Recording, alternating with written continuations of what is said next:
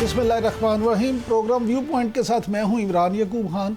नाज़रीन, सियासी और समाजी हवालों से मौजूदा हफ्ता जो है ये भी बड़ा हंगामा खेज़ रहा। एक तरफ वज़ीर आज़म पाकिस्तान जनाब शहबाज शरीफ साहब गैर मुल्की दौरे पर गए। सऊदी अरब और कतर में हकूमती इलामिये के मुताबिक ना सिर्फ ये कि बहुत पुरतकबाक इस्तकबाल किया गया बल्कि उसके मुज़म्मरात भी सामने आएंगे और तकरीबन $3 अरब जो हैं उनकी सरमायाकारी जो है उसके बारे में कहा जा रहा है कि ये सरमायाकारी आ रही है। और उसके अलावा नए MOUs जो हैं वो भी काफ़ी साइन हुए हैं। इसके अलावा सेनेट में सुप्रीम कोर्ट के जजेस की तादाद बढ़ाकर 25 करने के हवाले से भी बिल की मंजूरी हो गई और सुप्रीम कोर्ट के प्रैक्टिस एंड प्रोसीजर बिल में तरमीम के हवाले से भी जो है वो एक बिल पेश किया गया है। इसी तरह से अगर हम बात करें PTI की, तो PTI ने एक बार फिर जो एहतजाज का फ़ैसला किया और इस पे आज अली अमीन गंडापुर साहब ने तो बड़ा जज्बाती बातें की। उन्होंने कहा इस बार हम आएंगे तो तख्ता उलट कर ही वापस जाएंगे और कोई भी किसी भूल में ना रहे और हम इनकलाब जल्द ही आने वाला है। इस पे भी बात करेंगे। इसके अलावा अमेरिका के इंतखाबात और फिर इंतखाबात को किस तरह से इसराइल और ईरान की जंग के साथ जोड़ा जा रहा है, इस पे भी गुफ्तगू होगी। Thank you very much. हमारे साथ मौजूद हैं अली मोहम्मद खान साहब, सीनियर रहनुमा पाकिस्तान तहरीक इंसाफ। एक दफ़ा फिर शुक्रिया आपका खान साहब, आपने हमें टाइम दिया। आज इसी से बात शुरू करते हैं कि आपने एक बार फिर बड़ा पुरजोश खिताब किया कौमी असम्बली में और ख़ास तौर पे उसमें जो खान साहब आपने ये बात की कि बानी चेयरमैन को रहने दें, एक साबिक वज़ीर आज़म के साथ ये सलूक ना करें। तो मिसाके जमहूरियत भी तो यही कहता है, तो क्या आप मिसाके जमहूरियत से भी किसी हद तक मुत्तफिक हो सकते हैं किसी स्टेज पे जाके? बहुत शुक्रिया। बिस्मिल्लाहिर्रहमानिर्रहीम। अल्लाहुम्मा सल्लि अला मुहम्मदिन व अला आलिहि व अस्हाबिहि वसल्लम। आज मैंने तहरीक इंसाफ के तनाज़ुर में पार्लिमान में बात नहीं की, बल्कि मैं एक सियासी कारकुन के तौर पे मैंने आज वहाँ बात की कि इस ऐवान के एक मुंतखब वज़ीर आज़म का मुकदमा है। हमने बड़ा जुदा हुकूमत जो कल की अपोजिशन थी PDM की जमातों से बड़ा सुना, खासकर 26वीं आईनी तरमीम पास करते वक्त कि पाकिस्तान में सिर्फ वज़ीर आज़म को सज़ा मिलती है और हर वक्त जमहूरियत पे हमला होता है। पार्लियामान जो है सॉवरेंटी, पार्लिमानी जो बालादस्ती है वो होनी चाहिए, वज़ीर आज़म की इज़्ज़त होनी चाहिए। हम सब बातों से मुत्तफ़िक है, होनी चाहिए। लेकिन क्या सिर्फ अपनी अपनी जमात के लीडर के लिए बात होती है? अगर आप वज़ीर आज़म की बात करते हैं तो एक वज़ीर आज़म तो इमरान खान भी है जो 450 दिनों से जेल में है, जिनको एक मुश्किल सूरत हाल में एक जुल्म का शिकार किया गया, काल कोठरी में रखा गया, अंधेरा किया गया, बुनियादी ज़रूरियात तक नहीं दी गई, अखबार का ना मिलना, वकला से ना मिलना, फैमिली मेम्बर से मिलने पर पाबंदी, खाने के मसाइल, यानी कि इतना जुल्म कि आप अपने साबिक वज़ीर आज़म को सख्त गर्मी में 5-6 दिन बगैर बिजली के रखें। ऐसे तो कोई दुश्मन मुल्क के दहशतगर्द के साथ भी नहीं करता। तो ये मेरा आज मुकदमा था कि अगर आप इस पार्लियामेंट की इज्जत चाहते हैं तो जिन वज़ीर आज़म की आप बात करते हैं वो तो सारे या फांसी चढ़ गए या शहीद हो गए, एक रह गया आपके पास जो इस मुल्क के अंदर है और उसके साथ ये हो रहा है। तो यही मेरा मुकदमा था कि अगर आप पार्लियामेंट की इज्जत चाहते हैं और आप वज़ीर आज़म और पार्लियामेंट्री सॉवरेंटी की बात करते हैं तो फिर आप वही उसूल इमरान खान पे भी लागू कीजिए ना। उनसे आप क्यों एक दहशतगर्द जैसा सलूक कर रहे हैं? हाँ साहब, आपने तो मुकदमा बड़े अच्छे तरीके से लड़ा, लेकिन जेल हुकाम ने तो आपके दलाइल जो हैं वो रद्द कर दिए। जेल हुकाम तो कहते हैं कि ऐसी कोई बात नहीं, चेयरमैन PTI को, बानी चेयरमैन PTI को तमाम सहूलतें जो हैं वो दस्तयाब हैं। कल भी मैं अडियाला गया था। मैं सिर्फ उनकी जमात का एक सियासी कारकुन नहीं हूँ, पेशे के लिहाज से एक वकील भी हूँ। तो एक वकील का हक होता है, एक सियासी कारकुन का हक होता है कि वो अपने रहनुमा से मिले, अपने सीनियर से मिले। और इस्लामाबाद हाई कोर्ट के चीफ जस्टिस साहब का डायरेक्ट ऑर्डर है मेरे पास कि आप इमरान खान साहब से आप केस के दौरान आप मुलाकात कर सकते हैं, तौर वकील मिल सकते हैं। تو کل 31 تاریخ کو مجھے روکا گیا، ایک دن پہلے 30 تاریخ کو بھی روکا گیا، اور 28 تاریخ کو بھی روکا گیا، اور پچھلے مہینے کی 11 تاریخ کی شاید اس کو بھی مجھے روکا گیا۔ آج عمران خان صاحب کے وکیل خالد یوسف صاحب جو القادر کیس میں ان کے وکیل ہیں، سلمان صفدر صاحب کے ساتھ ہوتے ہیں، ان کو روکا گیا۔ کل ہمارے جتنے وکلاء موجود تھے تو ان کو صبح سے لے کے 1 بجے کے قریب تک ان کو روکا گیا، اور آخری آدھے گھنٹے میں چھوڑا گیا۔ ایک وقت ایسا آیا کہ حکومتی وکلاء، میڈیا کے نمائندگان، سب جج صاحب سب عدالت میں تھے، صرف نہیں تھے تو عمران خان صاحب کے وکلاء کو اجازت نہیں تھی۔ جیل انتظامیہ بتائے یہ کس قسم کے جیل مینول اور قوانین کے تحت آپ اس ٹرائل کو چلا رہے ہیں، اور اپنے اس قیدی جو سابق وزیر اعظم بھی ہے اس کے ساتھ آپ رویہ رکھ رہے ہیں۔ عمران خان صاحب کا سب کو پتا ہے کہ وہ ایک سابق سپورٹس مین رہے ہیں، ایک ایتھلیٹ ہیں، ان کی باڈی کو ایکسرسائز کی ضرورت ہوتی ہے۔ وہ ایک پاکستان کی بہت بڑا نام ہے سپورٹس کی دنیا میں بھی، سیاست سے بالا تر، تو ان کو ایک فیسلٹی عدالت کے حکم پہ ملی ایکسرسائز کی مشین کی، وہ بھی ان سے چھین لیا گیا، جو ہفتہ ایک پہلے ان کو واپس جو ہے وہ دیا گیا ہے۔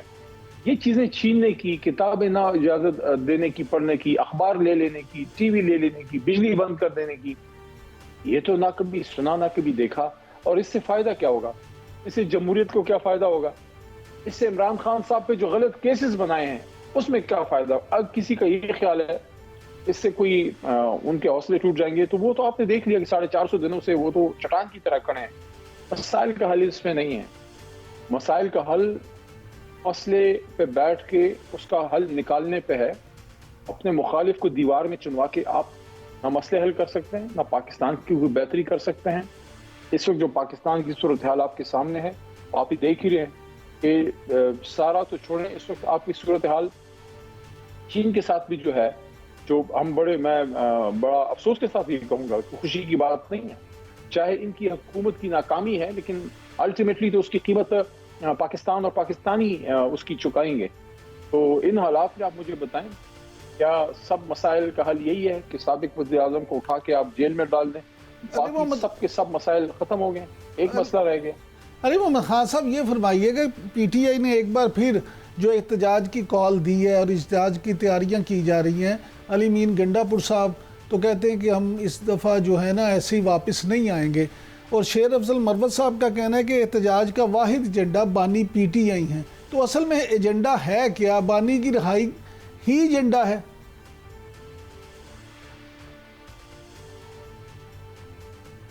دو بنیادی نکات ہیں۔ سب سے بڑا تو عمران خان صاحب اور باقی اسیران کی رہائی ہے۔ ظاہر رہائی تو عدالت سے ہوگی، لیکن عوامی احتجاج اس کا اپنا اثر ہوتا ہے، اس سے کوئی انکار نہیں کر سکتا۔ اور دوسرا ہمارے مینڈیٹ کی واپسی ہے۔ 8 فروری کے الیکشن پہ جو ڈاکہ پڑا ہے، قوم نے تو نکل کے اپنا فیصلہ سنا دیا۔ اب آپ نے قوم کی مرضی کے بغیر کچھ لوگ قوم کے اوپر مسلط کر دیے، فارم 47 کے جیلی کاغذ ان کے ہاتھ میں تھما کے یہ لو اور آپ جیت گئے، تو آپ نے ان کو جیت کا سرٹیفکیٹ تو دے دیا، لیکن وہ سرٹیفکیٹ جیلی ہے، کیونکہ سرٹیفکیٹ وہی اصلی ہوتا ہے جس کے پیچھے محنت ہوتی ہے، اور محنت کا مطلب ہے عوام کا ووٹ۔ اب آپ کے پاس عوام کا ووٹ نہیں ہے، آپ کیسے ملک چلا سکتے ہیں؟ اب مینڈیٹ ہی نہیں ہے۔ تو اس لیے ہم یہ کہتے ہیں کہ یہ دو بنیادی نکات، اسیران کی رہائی اور ہمارے اوریجنل مینڈیٹ کی واپسی۔ لیکن علی محمد خان صاحب، رانا ثناء اللہ صاحب تو کچھ اور ہی کہتے ہیں۔ وہ تو کہتے ہیں پی ٹی آئی بندے لانے میں کامیاب نہیں ہوتی۔ پہلے آپ کو سنوا دیتے ہیں وہ کیا کہتے ہیں، پھر آپ کا جواب جانتے ہیں۔ جی سنائیں جی۔ جی خان صاحب، وہ تو کہتے ہیں خواب دیکھنے کے پہ کوئی پابندی نہیں ہے، اور اگر غیر معمولی احتجاج ہوا تو انتظامات بھی غیر معمولی ہوں گے۔ لیکن جو ان کا نقطہ ہے کہ ہمارے پاس لوگ نہیں ہیں، اور تو اگر ہمارے پاس نہیں ہے تو الیکشن تو وہ بھی ہار گئے ہیں، تو بندے کس کے پاس ہیں؟ کیونکہ جو ہار گئے ہیں وہاں تو ظاہر نہیں ہے، کیونکہ عوام نے تو ان کو ووٹ نہیں دیا۔ رانا صاحب خود بھی اپنی سیٹ ہار گئے ہیں، تو اگر ہم پہ یہ سوال اٹھا رہے ہیں کہ آپ کے پاس بھی بندے ہیں، تو بندے کدھر ہیں؟ پہلے وہ نیوز میں چلے گئے، قوم تو عمران خان کے ساتھ کھڑی ہے.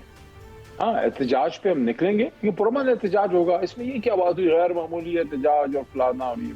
پرامن احتجاج ہمارا حق ہے, ہمیشہ سے سیاسی جماعتوں نے کیا ہے, رانا صاحب کی جماعت نے بھی کیا.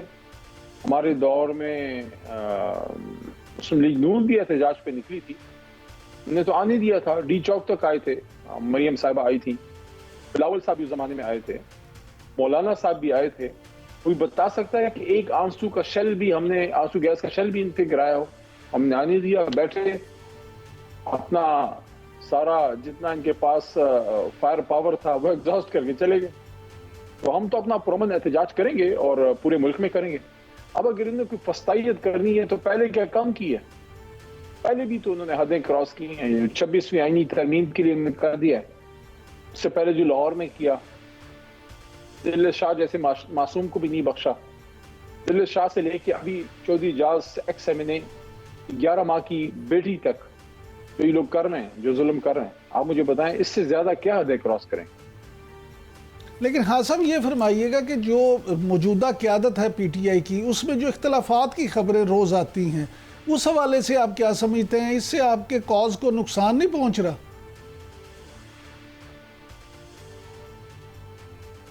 میں اسے انکار نہیں کروں گا کہ اختلافی باتیں پبلک میں زیادہ نہیں کرنی چاہیے. اگر مجھے کوئی یہ کہے کہ مسلم لیگ نون میں یا پیپلز پارٹی میں اختلاف نہیں ہے, بے انتہا ہے, لیکن وہ کوشش کرتے ہیں کہ اپنی چیزیں پبلک میں نہیں آنے دیتے.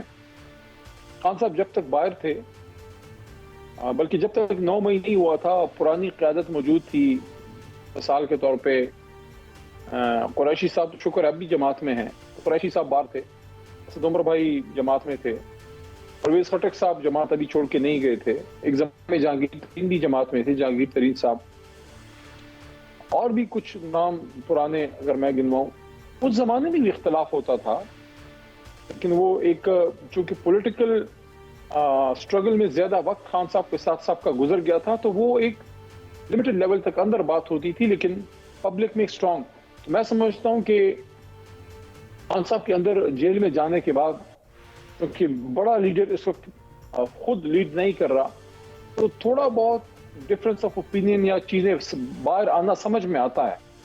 ایک بات میں بتاؤں کہ اگر احتجاج ہوتا ہے یا عمران خان صاحب کی رہائی کے لیے بات ہوتی ہے, جو بڑے بڑے ہماری ایشوز ہیں, اس پہ کوئی اختلاف نہیں ہے. باقی اندر ہر جماعت میں کچھ نہ کچھ ہوتا ہے.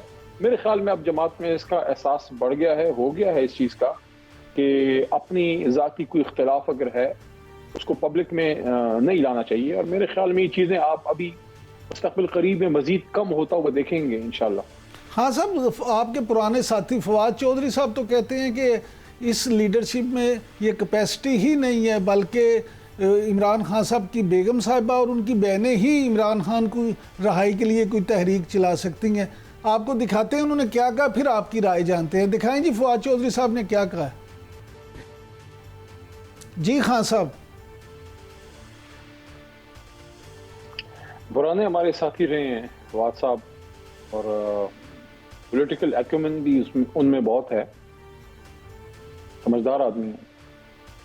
لیکن میں تھوڑا سا ڈفر کروں گا, میں جسارت کروں گا تھوڑا سا ڈفرنس آف اوپینین کا, کہ تحریک انصاف کوئی موروثی جماعت نہیں ہے. مسلم لیگ نون یا پیپلز پارٹی کی جو موروثی سیاست ہے, ہمیشہ خان صاحب نے اس کے خلاف بات کی ہے. تو ہماری جماعت میں کوئی بھی شخص اپنا کردار ادا کر سکتا ہے, لیکن وہ تھرو پراپر چینل وہ لوگ آتے ہیں. اب جہاں تک موجودہ قیادت کا تعلق ہے, لوگ ان پہ تنقید کرتے ہیں, چاہے وہ بیرسٹر گوہر ہیں, چاہے وہ اپوزیشن لیڈر جناب عمر ایوب صاحب ہیں. گوہر صاحب خود بھی ایک پائی کے وکیل ہیں, بے شک جماعت میں نئے ہیں. ابھی سلمان راجہ صاحب جنرل سیکرٹری ہیں, وزیر اعلیٰ گنڈاپور صاحب ہیں. یہ جتنے لوگ ہیں ان کو عہدے صرف عمران خان صاحب نے دیے ہیں. خان صاحب کو ان پہ ٹرسٹ ہے. مشکل صورتحال میں اس لیڈرشپ نے پرفارم کیا ہے. عمر ایوب خان کچھ سوچ سکتا تھا کہ former army dictator, former general field marshal Ayub Khan صاحب کا پوتا جو ہے وہ جمہوریت کی اس جنگ میں جمہوریت کے لیے عمران خان صاحب کے ساتھ مضبوط کھڑا ہوگا، اور اپنے جتنی مار پڑی 25 مئی کو سب نے دیکھا، تو وہ تو ثابت کر رہے ہیں کہ مشکل صورتحال میں وہ کھڑے تھے۔ اب بیرسٹر گوہر کی دیکھیے، سپریم کورٹ کا وکیل ہے، اور وہ سپریم کورٹ میں عمران خان کے کیس میں کھڑا ہے، دلائل دے رہا ہے۔ قاضی فائز عیسیٰ صاحب، سابق چیف جسٹس صاحب، یہ عدالت میں کورٹ روم نمبر 1 میں تھے جب ان کے گھر پہ چھاپا پڑا اور ان کے بچوں تک اور گھر کو ہراساں کیا گیا، اور لائیو دکھایا جا رہا تھا میڈیا پہ، اور اس کیس کے دوران پھر ان کو جانا پڑا گھر۔ اس لیول تک کمٹمنٹ ہے لوگوں کی۔ آپ یہ دیکھیے سلمان اکرم راجہ صاحب ہمارے موجودہ جنرل سیکرٹری، مجھے یاد ہے الیکشن کے دنوں میں سینئر ترین ایڈوکیٹ سپریم کورٹ، وہ پریزائڈنگ افسر کے پاس جا رہے ہیں اور ساتھ میں ایک اور کینڈیڈیٹ سے کاغذات ان کے سامنے چھینے جا رہے ہیں، کاغذات وہ کھڑے ہیں۔ شہریار خان افریدی کو دیکھیں، وہ آدمی مرد مومن کی وائف کو اغوا کیا گیا، ان کی بچیوں کو ہراساں کیا گیا، ان کے ساتھ ظلم کے پہاڑ توڑے گئے، لیکن وہ چٹان کی طرح عمران خان کے ساتھ کھڑا ہے۔ ایسی بے شمار مسائل ہیں۔ ملتان سے ہمارے ایم این اے ڈوگر، میں ایگزامپل اس لیے دے رہا ہوں، ایک منٹ، میں ایگزامپل اس لیے دے رہا ہوں کہ یہ لیڈرشپ ہے، یہ میدان میں کھڑی ہے تو تحریک انصاف چل رہی ہے۔ بے شک ہمیں سپورٹ ہے پوری دنیا سے، پوری پاکستانی قوم ہمارے ساتھ ہے، بین الاقوامی دنیا سے ہماری سوشل میڈیا ہمیں سپورٹ کرتی ہے، لیکن میدان میں کون کھڑا ہے؟ میدان میں یہ لوگ کھڑے ہیں۔ اگر یہ نہ ہوتے تو بہت سی پرانی سینئر قیادت تو چلی گئی تھی۔ اگر بیرسٹر گوہر نہ ہوتے، شہریار افریدی نہ ہوتے، اسد قیصر نہ ہوتے، شاندانہ گلزار نہ ہوتی، درتاج گل وزیر نہ ہوتی، اگر عمر ایوب نہ ہوتے، یا اور بہت سی لیڈرشپ، یہ اگر ہم لوگ میدان میں نہ ہوتے، پی ٹی آئی کدھر تھی؟ خان صاحب تو جیل میں تھے۔ تو اس لیڈرشپ کو اس طرح سے ردی کی ٹوکری میں نہیں پھینکنا چاہیے کہ کچھ نہیں کر رہے، یہ بہت کچھ کر رہے ہیں۔ ہاں، بہت کچھ مزید ہونا ہے، بہت کچھ مزید کرنا ہے، اس پہ قوم کو نکلنا ہوگا اور مل کے کرنا ہوگا۔ جہاں تک آپا کی بات ہے، علیمہ آپا کی اور بشرا بی بی کی، ان کی بھی بہت بڑی قربانی ہے۔ 9 مہینے سے بشرا بی بی جیل میں تھی، جب ان کو رہائی ملی، کہتے ڈیل ہے۔ کیسی ڈیل ہے؟ ایک خاتون، گھریلو خاتون، بغیر کسی گناہ کے 9 مہینے جیل میں پڑی ہے، اس کو ضمانت نہیں ملے گی، تا قیامت جیل میں رہے گی۔ علیمہ آپا ہے، اس نے کیا جرم کیا تھا؟ وہ ان کی بہن عظمیٰ آپا تو سائڈ پہ کھڑی تھی، ان کو 20 دن جو ہے وہ حراست میں اور دہشت گردی کا پرچہ ان پہ کاٹا گیا کہ وہ پارلیمنٹ کو اڑانے آ رہی تھی۔ یہ بچوں والے کام ہیں، تو ان کی بھی بہت بڑی قربانیاں ہیں۔ تو میں سمجھتا ہوں کہ اس وقت اس طرح کے بیانات سے پارٹی کو کوئی فائدہ نہیں ہوگا۔ عمران خان صاحب نے جن پہ اعتماد کیا ہے ان کو سپورٹ کرنا ہے ہم نے۔ میری تو سپورٹ ہر اس عہدیدار کے پاس، میری تو سپورٹ ہر اس عہدیدار کے ساتھ ہے جس کو عمران خان نے عہدہ دیا ہے۔ ٹھیک ہے خان صاحب، لیکن وزیر دفاع جو ابھی آپ نے ڈیل کی بات کی، خواجہ آصف بھی کہتے ہیں کہ جی بشرا بی بی کی رہائی جو ہے ڈیل ہے۔ پھر آپ کے کچھ مخالفین کہتے ہیں کہ خان صاحب جو ہیں اب دیکھیں اسٹیبلشمنٹ کے بندوں کے ڈائریکٹ نام بھی نہیں لے رہے، ادھر سے بھی کوئی تھوڑی سی ٹھنڈ ہے، یہ بھی سارے شواہد ہیں کہ اب کوئی ڈیل کی بات ہو رہی ہے۔ تو آپ کیا اس کی سختی سے تردید کرتے ہیں یا اندر خانے کچھ نہ کچھ ہو رہا ہے؟ دیکھیے، سوال کے دوسرے حصے کا پہلے جواب دے دیتا ہوں، پھر خواجہ صاحب پہ آتے ہیں۔ دیکھیے، نام لینے کی جہاں تک بات ہے، سٹینڈ لینے کی بات ہے، باقی لیڈرشپ چھوڑیں، صرف آج کی بات دیکھ لیں۔ آج میں نے قومی اسمبلی میں جو سپیچ کی ہے، میں نے آپ کو کھلا سوال چھوڑ دیا، اب چلائیں سیگمنٹ چلائیں جو میں نے سوال رکھا ہے۔ 9 7 بار گرفتاری، میری 7 دفعہ گرفتاری ہوئی ہے، دہشت گردی کا پرچہ کٹا ہے، 1 منٹ، ملٹری کورٹ کا ٹرائل کا میرے پہ پرچہ کٹا، میرے پہ سیکرٹ ایکٹ کٹا، عدالت نے بری کیا، تو اب کیا کہیں اس کو؟ عدالت ملی ہوئی ہے کیا؟ تو یہی قربانیاں ہوتی ہیں، اور قربانیاں کیا قربانیاں ہوتی ہیں؟ آپ اسد قیصر کو دیکھیں، سابق سپیکر کو اٹھا کے جیل میں ڈال دیا، پٹخ دیا اڈیالہ میں، وہاں سے لے کے مردان جیل میں ڈال دیا، اس پہ دہشت گردی کا پرچہ اسد قیصر پہ کاٹا۔ جنید اکبر خان کو دیکھیں، ہمارا ایم این اے ہے مالاکنڈ سے، میں فخر کرتا ہوں اس جوان پہ کہ سخت سردی میں اس کو جب گرفتار کیا پچھلے سال، اس کو کمبل تک نہیں دیا۔ اتنا تو یار تہاڑ جیل میں بھی کوئی کشمیر، مقبوضہ کشمیر میں بھی نہیں ہوتا جو جنید اکبر کے ساتھ ہوا ہے۔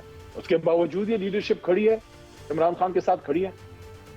ہاں صاحب، یہ فرمائیے گا کہ یہ جو آپ نے ابھی باتیں کی یہ تو ٹھیک ہیں، لیکن جو چیف جسٹس نے آئے ہیں، جسٹس یحییٰ افریدی صاحب، آج ابھی انہوں نے سپریم کورٹ اسلام آباد ہائی کورٹ کے ان 6 ججز سے بھی ملاقات کی ہے جنہوں نے خط لکھا تھا کہ جی عدالتی امور میں بے جا مداخلت کی جاتی ہے. تو آپ کو کیا امید ہے نئے چیف جسٹس کے آنے سے آپ کو بھرپور اور بر وقت انصاف ملے گا یا ابھی بھی کچھ شعبات باقی ہیں؟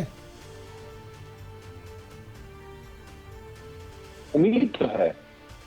یہ آفریدی صاحب کا ایک اچھا ریکارڈ ہے اور اپنی سوچ کے ایک غیر جانبدار قسم کے جج وہ رہے ہیں. میں نہیں سمجھتا کہ ساری چیزیں وہ ٹھیک کریں گے یا وہ کر سکتے ہیں، لیکن امید ہے کہ بہت سی چیزیں وہ ٹھیک کر سکتے ہیں. انگریزی میں کہتے ہیں where there is a will there is a way، اور یہ بھی کہا جاتا ہے کہ دیر آئے درست آئے. 6 جج صاحبان نے جو لیٹر لکھا تھا اس لیٹر کو بھی میرے خیال میں پتہ نہیں کتنے مہینے گزر گئے، لیکن شکر ہے کسی نے نوٹس تو لیا. اور یہ کوئی عام لوگ نہیں ہیں، یہ 6 ججز وہ ہیں جنہوں نے خود انصاف دینا ہے، جو خود بہت بڑے انصاف کے پیڈسٹل پہ، پائیدان پہ، سنگاسن پہ بیٹھے ہیں. وہ شکایت کر رہے ہیں. ان کی شکایت کہ اقتدار کے ایوان ہلانے کے لیے کافی ہے. اگر کوئی ایسا ملک ہو جس میں کانسٹیٹیوشنل سپریمیسی ہو، جس میں رول آف لا ہو، وہاں 6 نہیں 1 جج بھی ایسی بات کر دے معاشرہ ہل جاتا ہے. لیکن کیا کریں سر، اس وقت پاکستان میں جو ہماری اخلاقی قدریں ہیں، جو ہمارے معیار ہیں، وہ اتنے گر گئے ہیں. اچھا خان صاحب آخر میں اتنا تک کہا کہ ہمارے کمروں میں جو ہے کیمرے لگے، اس پہ بھی کوئی کسی کی کام بھی جو نہیں رہے گی. اچھا خان قاضی صاحب کا یہ بہت بڑی ذمہ داری تھی جو قاضی فائز عیسیٰ اس سے جانبر نہ ہو سکے. یہ تاریخ بھی ان سے سوال کرے گی، ان کا ضمیر بھی ان سے سوال کرے گا کہ اپنے 6 ساتھی ججوں کو صاف نہ دلا سکے. اچھا خان صاحب آخری سوال سر، آخری سوال. امید ہے، کیوں نہیں، بالکل امید ہے. ٹائم بہت کم ہے، صرف جلدی سے یہ بتا دیں کہ وزیر اعظم ابھی سعودیہ اور قطر کا دورہ کر کے آئے ہیں. حکومت بڑا کامیاب اسے قرار دے رہی ہے اور کہہ رہے ہیں جی سعودیہ سے بھی $3 ارب آ گیا ہے اور قطر سے بھی آ جائیں گے. تو اگر معیشت ٹھیک ہو گئی تو پھر تو آپ کی تحریک مزید جو ہے وہ ڈاؤن نہیں ہو جائے گی؟ اگر پاکستان کی معیشت ٹھیک ہوتی ہے، اگر اس پہ ہماری سیاست کو اور بھی نقصان ہو، ہمیں کوئی پرواہ نہیں ہے. ہمارا ملک اچھا ہونا چاہیے، لیکن اچھا ہونا چاہیے. لیکن اس وقت جو صورتحال ہے سر، وہ زیادہ امید افزا نہیں ہے. میں بین السطور بات کروں گا کیونکہ حساس معاملات ہیں. یہ جو ابھی کل والا معاملہ چائنا کا ہوا ہے، اس طرح نہ کریں. یہ ہمارے پرانے ساتھی ہیں. سعودی عرب بھی پرانا ساتھی ہے، چین سے بھی ہماری پرانی دوستی ہے، ترکی سے بھی پرانی دوستی ہے، جرمنی سے بھی تعلقات ہیں ہمارے. اشارت میں بات کر رہا ہوں. افغانستان میں امن لانے کے لیے پاکستان نے بڑی قربانی دی ہے. آج آپ دیکھ لیں آج آپ کا تعلق کابل سے کیسا ہے. آج چین کے ساتھ سوالات اٹھ رہے ہیں. کل جو سفیر صاحب کا معاملہ ہوا، زیادہ میں ڈیٹیل میں نہیں جاؤں گا. علی محمد خان صاحب یہ حکومت کر کیا رہی ہے؟ تھینک یو ویری مچ سر، بہت شکریہ آپ نے دیا. ناظرین اس وقت ٹائم ہوا ہے ایک بریک کا، بریک کے بعد واپس آئیں گے تو حکومتی موقف جانیں گے. اسٹے ود اس.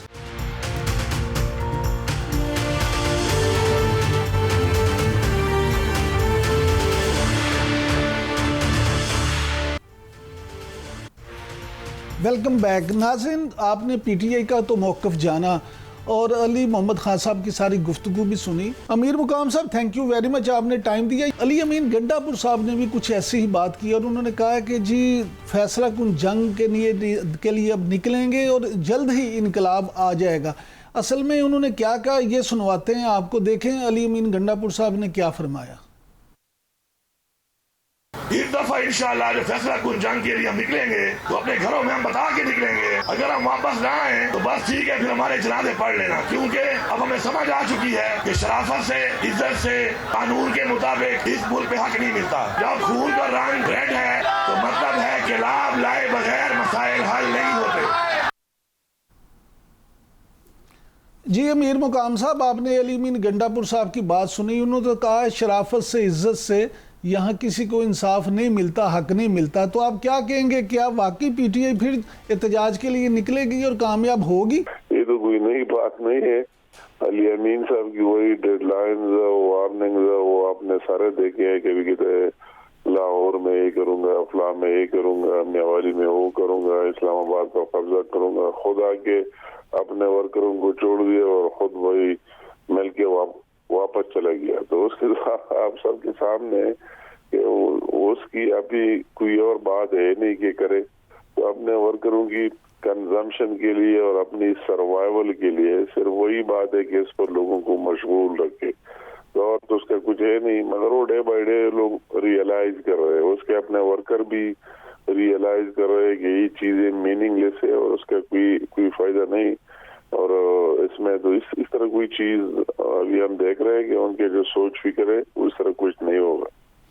علی محمد خان صاحب نے یہ کہا ہے کہ جی 5 دن تک بانی چیئرمین کی بجلی بند رکھی گئی، تو اپوزیشن کچھ اور کہتی ہے، جیل انتظامیہ کچھ اور کہتی ہے، یہ دونوں میں تضاد کیوں ہے؟ یہ تو ان کا عادت ہے نا کہ وہی باتیں کرے جس کا حقائق کے ساتھ کوئی بات ہو نہیں، کوئی بات ملے نہیں کہ کیا ریئلٹیز ہے، کیا حقائق ہے. تو اس طرح بات سنے ہو تو سب کے سامنے یہ جتنا بول سکتے بول لیتے اپنے لوگوں کے لیے، اور تو کوئی بات ہے نہیں تو وہی بات کرتے یہ ہو گیا وہ ہو گیا. ان کی اپنی کوئی پرفارمنس ڈیلیوری کیس پر فوکس کرے کہ کے پی کے میں 30ویں دفعہ آپ نے ہمیں مینڈیٹ دیا ہے، ہم آپ کی فلاح و بہبود کے لیے کچھ کرے. وہی پنجاب سے مریم ٹی وی سے کمپیٹ کرے، سندھ سے کمپیٹ کرے، بلوچستان سے کمپیٹ کرے، کوئی آپ کی بہتری کے لیے کوئی کام کرے، کوئی بات کرے. تو وہی چیز تو اس کے ساتھ ہے ہی نہیں. تو اس کو تو اپنا ٹائم گزارنا ہے تو اسی طرح چیزوں پر اور اس طرح اسٹیٹمنٹ پر، اور کہ کل یہ کریں گے پرسوں یہ کریں گے. تو اس کا بھی ابھی آخری انجام سامنے آ رہا ہے کہ کچھ ہی نہیں ہوگا. آخر میں اس کے اپنے ورکر بھی مذاق سمجھ کرے، نہ کوئی نکلے گا نہ کوئی آئے گا. اس کی وہ خیال غلط ہے، جتنے چند سو لوگ یہاں اسلام آباد لے آئے اور پھر ان کو بھی اس طرح بے یار و مددگار چھوڑ کر اور سرکاری، اور وہی لوگ، حیرت کی بات ہے کہ جو سرکاری لوگ ساتھ لائے تھے اور وہ ریلیز ہو گئے تو ان کو وہی کہتا ہے کہ آپ کی 1 اسٹیپ پروموشن بھی دیں گے اور انعام بھی دیں گے کیونکہ آپ نے اسلام آباد پر چڑھائی کی. تو وہ سوچنے کی بات ہے، اور اس کے ساتھ تو کوئی اور بات ہے نہیں. اچھا اسی پر لگا ہوا. اچھا یہ فرمائیے گا کہ وزیر اعظم واپس آ گئے ہیں سعودی عرب اور قطر کے دورے سے، تو یہ دورہ جو ہے اس کو آپ کتنا کامیاب سمجھتے ہیں؟ کیا واقعی ہمارے ہاں کچھ سرمایہ کاری آئے گی یا یہ بھی صرف اعلانات ہی رہیں گے؟ تو بہرحال کوشش ہے، ایک کوشش ہے پرائم منسٹر صاحب کی اور اس کی پوری ٹیم کی، اور جس میں چیف آف آرمی اسٹاف بھی اپنا حصہ ڈالتے ہیں، سارے اس میں لگے ہوئے اور کافی حد تک کامیابی بھی ہوئی ہے. آپ دیکھ رہے ہیں کافی حد تک جو ایشوز تھے اس میں بہت کمی بھی آ رہی ہے ڈے بائی ڈے. ان حالات اور ان یہ اعلانات کہ اب پاکستان تو کیا پاکستان سے کچھ نہیں ملا تو ابھی باہر وہی لابنگ شروع کی امریکہ سے اور جگہوں سے. ہمیں حیرت ہو رہی ہے کہ امریکہ ورنہ تو ویسے جمہوریت ان کی پارلیمنٹرین کو یاد ہے، نہ ہیومن رائٹس کی وہی وائلیشن جو آپ دیکھ رہے فلسطین، غزہ اور پھر کشمیر میں ہو رہا ہے. تو ان کے لیے تو اس کو کچھ ہی نہیں یاد ہے کہ کیا ہو رہا ہے کیا نہیں ہو رہا ہے. مگر ایک فرد واحد کے لیے کہ وہ اپنے لیے ضروری سمجھتا ہے کہ یہ ہمارے جو تحفظات ہے پاکستان میں اس کی جو ترجیحات ہے اس کا تحفظ کرے گا. تو وہ چیزیں تو اس کی اپنی ایک لیول ہے، یہاں بھی لگے ہوئے باہر بھی لگے ہوئے. آپ دیکھ لیں کس طرح مس بہیو کر رہے ہیں ہر وقت. مگر ہر چیز کا ایک انجام ہوتا ہے، اینڈ ہوتا ہے. جو لوگ کر رہے ہیں، میں نے کئی لوگ اس میں دیکھ لیے کہ وہ کہتے ہیں کہ ہم نے جو کچھ کیا ہم غلطی پر تھے. اب ان کو ریئلائز ہو رہا ہے کہ یہ کوئی نہ ملک کی خدمت ہے اور نہ قوم کی خدمت ہے، اور اسی طرح ایک ٹولہ ان کو اپنے ذاتی مفادات کے لیے استعمال کر رہے ہیں جس کا بٹن باہر سے کنٹرول ہو رہا ہے. امیر مقام صاحب، سینٹ کی قائمہ کمیٹی نے سپریم کورٹ میں ججز کی تعداد 25 کرنے کا بل تو منظور کر لی ہے، جبکہ کامران مرتضیٰ صاحب جو ہیں وہ کہتے ہیں کہ حکومت اکثریت کو اقلیت میں بدلنا چاہتی ہے. حامد خان صاحب نے بھی کوئی ایسی بات کی ہے، وہ کہتے ہیں کہ حکومتیں عدلیہ پر کنٹرول حاصل کرنے کے لیے ججز کی تعداد بڑھاتی ہیں. تو آپ کیا سمجھتے ہیں حکومت اس پہ اپوزیشن کا تعاون حاصل کرنے میں کامیاب ہو جائے گی؟ مطلب ان کا اپنے اپنا ایک پوائنٹ آف ویو اور اپنا ایک سیاست ہے جو اس کو سوٹ کرتے وہی بولتے ہیں. مگر جیسے کی تعداد بڑھانا آپ دیکھ لیں کہ لاکھوں کے مقدمات اس طرح پڑے ہوئے اور ہاتھ لگانے والا نہیں ہے. تو اس سے اگر ججوں کی تعداد زیادہ ہو جائے سپریم کورٹ میں تو اس سے عام آدمی کو ریلیف ملے گا, اس کی باری آ جائے گی, تو اس میں برائی کی کون سی بات ہے؟ مجھے سمجھ ہی نہیں آ رہا. یہ تو سب کے لیے ریلیف ہے. مراد ہے کہ اپنے ایک سوچ اور پولیٹیکل انداز سے کہ کسی وقت اس کو کون سی بات سوٹ کرتے. ہم نے تو پہلے بھی جو 26ویں ترمیم تھے تو ہماری بھرپور کوشش رہی کہ جتنے میکسیمم ہو سکتے ہیں سب کو آن بورڈ لے لے اور ساتھ دے دے, اور جو بھی بات متفق ہے وہ آگے لے کے جائے. بہت شکریہ امیر مقام صاحب. ناظرین, آپ نے امیر مقام صاحب کی گفتگو سنی. تو وہ ایک بریک کا جب واپس آئیں گے تو اسرائیل اور ایران کی جنگ کو لے کے جو موضوعات زیر بحث ہیں, خاص طور پہ جس طرح سے اس جنگ کو امریکی الیکشن کے ساتھ جوڑا جا رہا ہے, اس سب پہ گفتگو کریں گے. اور ہمارے ساتھ موجود ہوں گے بریگیڈیئر ریٹائرڈ وقار خان صاحب. اسٹے ود اس.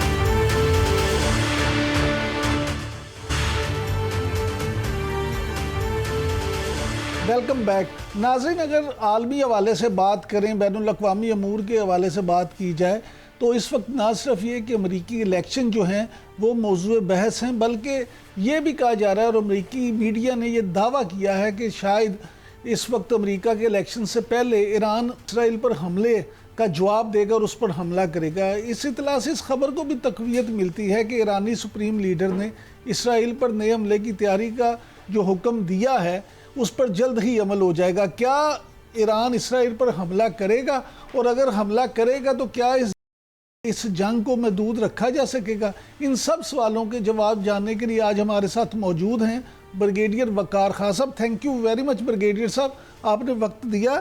یہیں سے شروع کرتے ہیں کہ کیا امریکی الیکشن سے پہلے ایران حملہ کرے گا اسرائیل پہ؟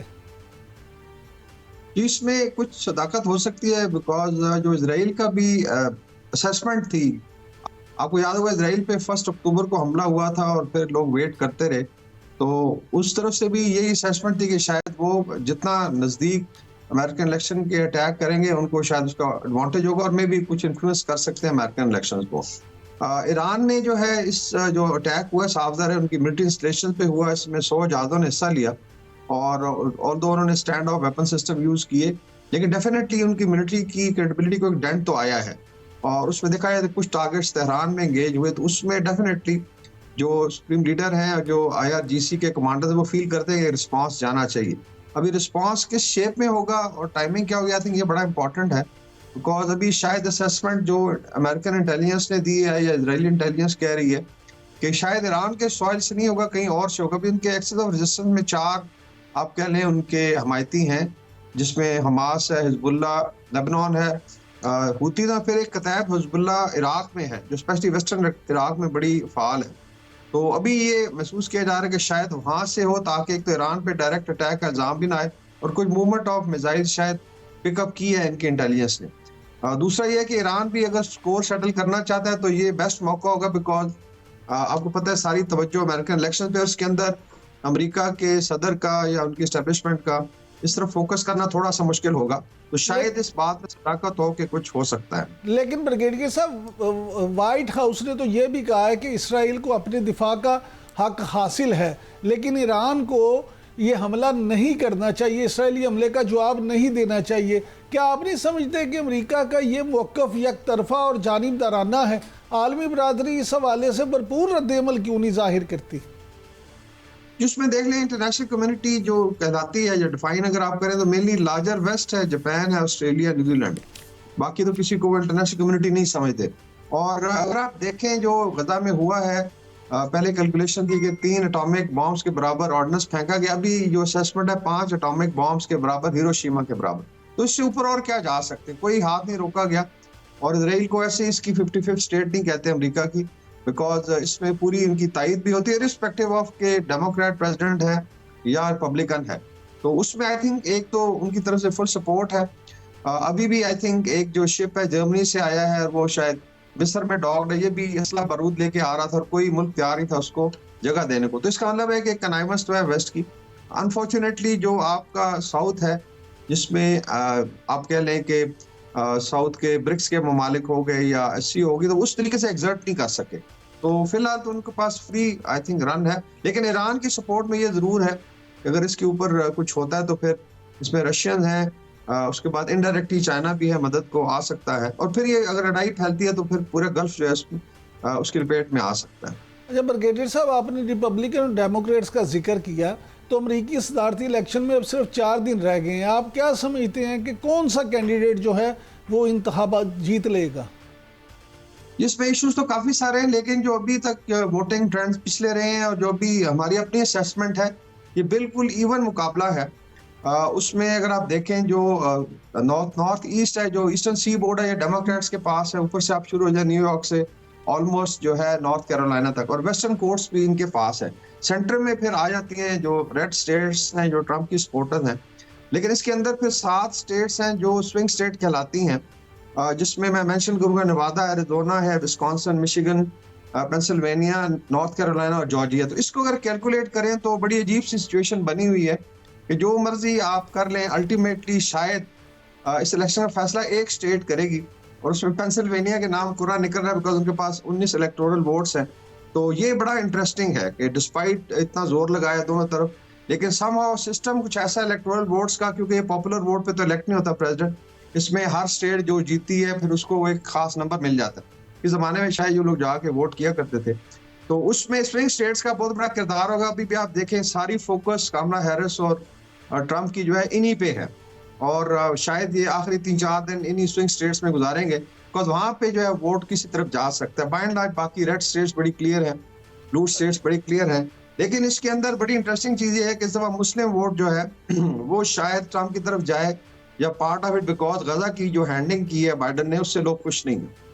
اچھا بریگیڈیئر صاحب، یہ فرمائیے گا کہ اگر ٹرمپ جیتے ہیں یا کیملا ہیرس جیتتی ہیں، دونوں میں سے آپ کیا سمجھتے ہیں کہ کس کی جیت سے یہ جو مڈل ایسٹ کی جنگ ہے اس پہ کیا اثر پڑے گا؟ پالیسی ایک سی رہے گی یا اس میں کوئی تبدیلی آئے گی؟ جس میں 2 وارز ہو رہی ہیں، ایک تو رشیا یوکرین وار ہے اور جو فلسطین اسرائیل کی لڑائی ہے۔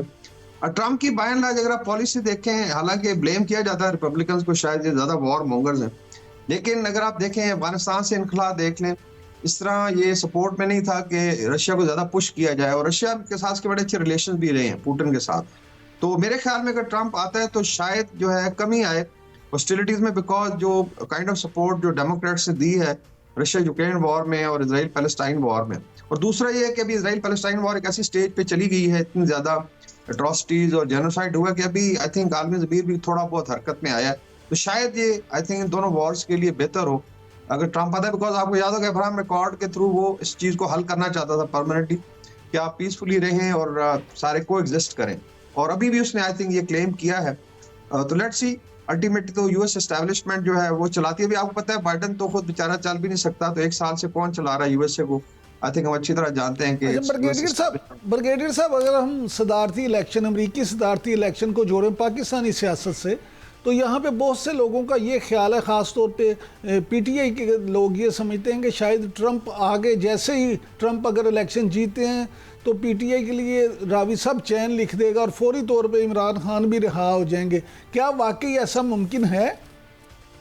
یہ ایک پرسیپشن تو بنائی جا رہی ہے۔ ابھی امریکہ میں ایک گروپ ہے Pakistan American public affairs committee, جو پاک پیک کہتے ہیں، اور اس میں ڈیفینیٹلی ڈائسپورا میں زیادہ سپورٹ ہے پی ٹی آئی کی، اور انہوں نے ایک پریشر گروپ بنایا، اور شاید بات چیت بھی ہوئی ہے کہ ووٹ جو ہے بائی اینڈ لارج مسلم اور پاکستانی ووٹ ڈیموکریٹس کو جاتا تھا، کہ فرسٹ ٹائم ہوگا کہ اس طرف آئے۔ تو اس میں اسٹیٹمنٹس کی حد تک تو ٹھیک ہے۔ ابھی ٹرمپ جب آتا ہے، دیکھیں 5 کو اگر وہ جیتتا ہے، 20 جنوری کو اس سے حلف اٹھانا ہے، ابھی 3 میں تو اس پہ پڑے ہوئے ہیں۔ دوسرا یہ ہے کہ آپ کے خیال میں پاکستان اس کے ایجنڈا پہ بھی ہوگا، بیکاز اس میں 2 وارز ہیں، امریکن اکانومی کا بری حالت ہے، اس طرح یورپ کو ہینڈل کرنا ہے، انڈو پیسفک ہے۔ تو آئی ڈونٹ تھنک سو کہ میجر امپیکٹ آئے گا فوری طور پہ، may be in the long run, جس طرح ابھی کو خطوط لکھے گئے، اور ان سینیٹرز میں ریپبلکن اور ڈیموکریٹس دونوں ہیں، تو یہ ایک پریشر ٹیکٹکس ضرور ہو سکتے ہیں۔ بائی اینڈ لارج میرے خیال میں پاکستان کے انٹرنل پالیٹکس پہ کوئی میجر ڈینٹ نہیں آنے والا، اور اس میں بڑا ٹائم پڑا ہوا۔ بریگیڈیئر صاحب، آپ نے 2 بڑی اہم باتیں کی، ایک تو یہ جو آپ نے خطوط کا ذکر کیا، اور دوسرا یہ کہ کیا پاکستان ان کے ایجنڈے میں بھی ہے یا نہیں۔ تو آپ کیا سمجھتے ہیں کہ جو بھی ہو اس وقت امریکہ کی پالیسی، نئی حکومت جیسے ہی بنے گی، تو پاکستان کے اندرونی حالات میں اس کا براہ راست اثر آپ کو نظر آتا ہے؟ جس میں I think foreign policy level پہ تو ہو سکتا ہے، لیکن آئی ڈونٹ تھنک سو کہ انٹرنل جو ڈائنامکس ہے پاکستان کی، دے will be bothered about it. अभी जिस तरह बांग्लादेश पे एक स्टेटमेंट दिलवा दिया इंडियंस और अवामी लीग वालों ने कहा जी कि आप दें, क्योंकि उसमें फंडिंग होती है और उनका जी हम वोट करेंगे, तो ठीक है ट्रम्प ने एक स्टेटमेंट दी, तो आपके ख्याल में ट्रम्प आके बांग्लादेश पे पॉलिसी चेंज करेगा? ऐसा नहीं होता। दूसरा, फॉरेन पॉलिसी में जरूर अभी एक पावर प्ले चल रहा है बिटवीन ग्लोबल साउथ जो है, जिस तरह ब्रिक्स है बड़ा एक्सर्ट कर रहा है, और अमेरिकन बड़े परेशान है, they are looking for allies, और जो पुराने एलाइज हैं। तो मेरे ख्याल में ऐसा नहीं है कि पाकिस्तान की उनको जरूरत नहीं है, अगर उन्होंने बैलेंसिंग करनी है, क्योंकि भारत को भी आप देखें बड़ा पुश बैक हो रहा है कनाडा अमेरिका से, जस्ट बिकॉज ऑफ के साउथ की तरफ उनका झुकाव है।